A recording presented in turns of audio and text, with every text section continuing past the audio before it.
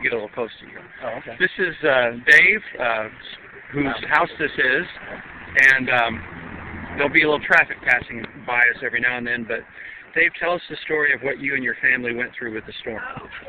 Well, in a nutshell, we'd gone over to my son's house to help take care of the grandchildren. So what's the problem? We had no money to evacuate.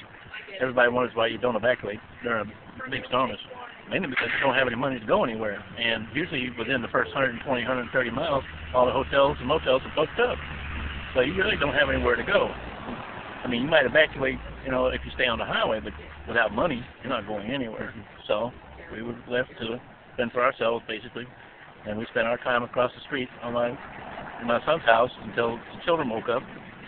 When they got up, the storm had just started.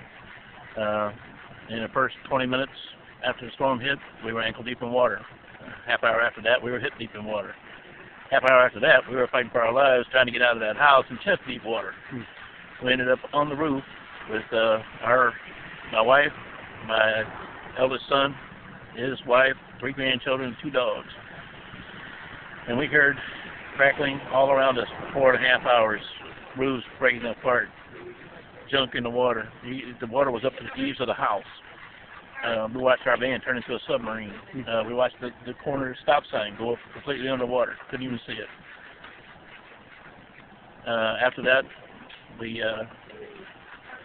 climbed down. Our 2 younger sons, we found out one had stayed in our home and a tornado had hit it, and he survived. No damage to him, but the house was damaged severely. And the house that was here is no longer here. It's no longer here. It was this is a new house. What was left was torn down and taken away. Yeah.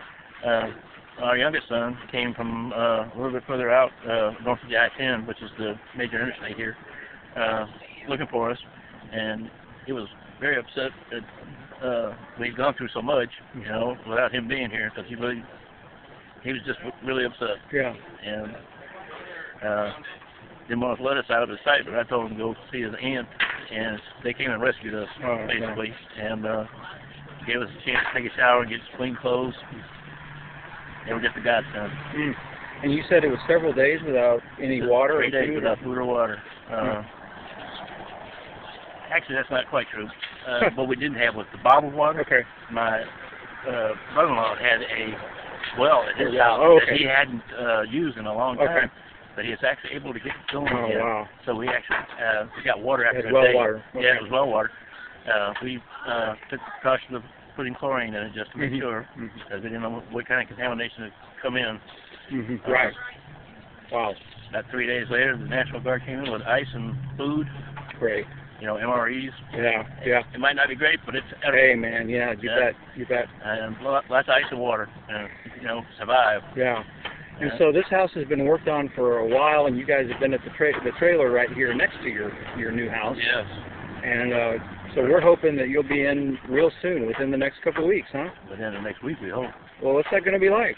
Oh, living in that cracker box. Let me tell you, you think you can live in confined spaces. Yeah. On a weekend, that might work. Yeah. 2.5, well, about 1.5 years straight now. Yeah. That's way too close. That's Actually, rough. 2.5 years. I'm sorry. Yeah.